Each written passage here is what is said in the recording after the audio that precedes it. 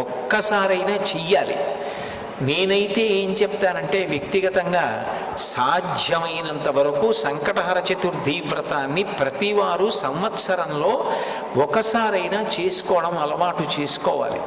నేను ఎందుకు ఈ మాట అంటున్నానంటే, వేదవ్యాసుడు దేవీ భాగవతం చేస్తూ ఒక మాట అంటాడు, కాలో హి బలవాన్ కర్త సతతం సుఖదుఃఖయో నరాణం పరతంత్రాణం పుణ్య పాపానుయోగత.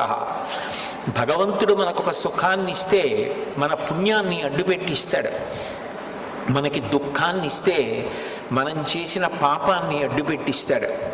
నేను చేసిన పుణ్యమేదో నాకేం తెలుసు, నేను చేసిన పాపమేదో నాకేం తెలుసు, అనుభవంలోకి వచ్చేశాక తెలుస్తుంది. అది అనుభవంలోకి వచ్చేసి సంకటం ఏర్పడిపోయిన తరువాత పరుగులు తీసే కన్నా అటువంటి సంకట స్థితి రాకుండా ముందే సంకటహర